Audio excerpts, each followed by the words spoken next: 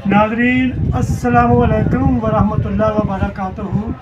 मैं पंजाबी नात को शायर मोहम्मद जमील चिश्ती हज़रत अल्लामा साइम चिश्ती अलैहि रहमत दा शिगिर्द तुहाडे नाल मुखातब हाँ।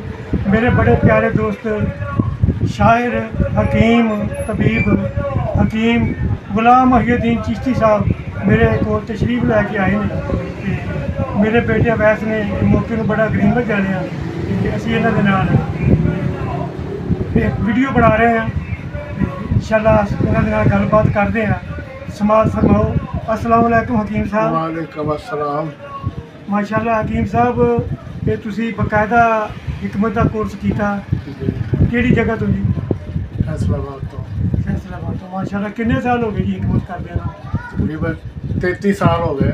माशाअल्लाह माशाअल्लाह जी असीं इन्हां नूं बहुत देर तो 40 साल तो जानते हैं। इन्हां नाल दुआ सलाम हाँ कि माशाअल्लाह शायर भी बहुत अच्छे ने ते शायरी दे विच तुहाडे उस्ताद जनाब जमील चिश्ती अपने जमील रामपुरी साहब। जमील रामपुरी माशाअल्लाह जी इन्होंने उस्ताद जमील रामपुरी साहब ने कराची वाले ते बिस्मिल शमसी साहब एक बड़े साढ़े फैसलाबाद के मशहूर शायर ने। इन्हों के उस्ताद भाई ने ते कोई गलबात जी कोई साढ़े बारे या साढ़े उस्तादों के बारे या अपने उस्तादों के बारे कोई इजहार ख्याल करना चाहो तो करो। मैं उन्होंने 2-3 शेर तुहानूं सुणाना। अपने उस्ताद ग्रामी के उस्ताद ग्रामी जमील रामपुरी साहब के। जमील रामपुरी साहब दे जी जी।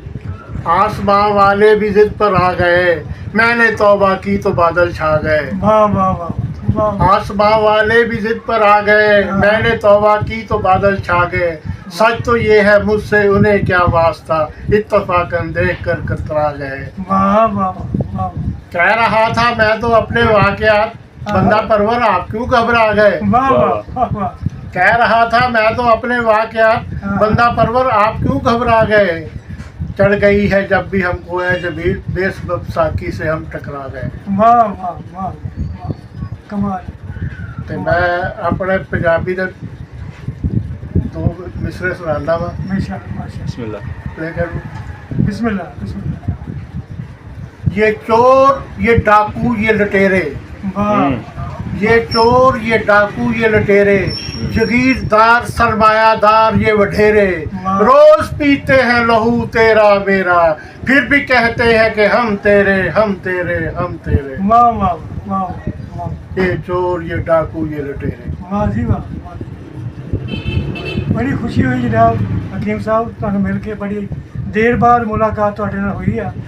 अल्लाह दी ज़ात तुहानूं सलामत रखे। मेरे दोस्त हकीम गुलाम मोहिउद्दीन साहब शायरी ने तबीब हकीम बहुत उच्चे माशाअल्लाह ते दरवेश इंसान ने। मैं इन्हां दी नज़र एक शेर कर रहा, निस्बत वाले लोग ने। मैं इन्हां दी शेर एक नज़र पेश कर रहा। शेर है जे सूरत मौला दी साफ नहीं नज़र आउंदी, तेरे अंदर दी पालिश होने वाली। जे सूरत मौला दी साफ नहीं नज़र आउंदी, तेरे अंदर दी पालिश होने वाली। किसी चंगे रूहानी तबीब कोलों ले कोई मेडिसन अंदर नूं धोण वाली। किसी चंगे रूहानी तबीब कोलों ले कोई मेडिसन अंदर नूं धोण वाली। जे दिल दा दर्द नसीबां विच नहीं तेरे, सूरत रख बना के रोण वाली। जे दिल दा दर्द नसीबां विच नहीं तेरे, सूरत रख बना के रोण वाली। रहबर बिना जमील कोई जिंदगी नहीं, हस्ती लब कोई कंडे ते लाउण वाली। रहबर बिना जमील कोई जिंदगी नहीं, हस्ती लब कोई कंडे ते लाउण वाली। चंगी नीयत बुनियाद है नेकियां दी, चंगी नीयत बुनियाद है नेकियां दी। नेकी निकलदी नेक ख्याल विचों, गोदड़ी किसे फकीर दी बोलीए जे बड़े लभदे ने सुच्चे लाल। गोदड़ी किसे फकीर दी बोलीए जे बड़े लभदे ने सुच्चे लाल विचों, पर जिदे पल्ले विच हुंदे ने फुੱਲ यारो। जिदे पल्ले विच हुंदे ने फुੱਲ यारो, महंगा आउंदियां उस रुमाल विचों।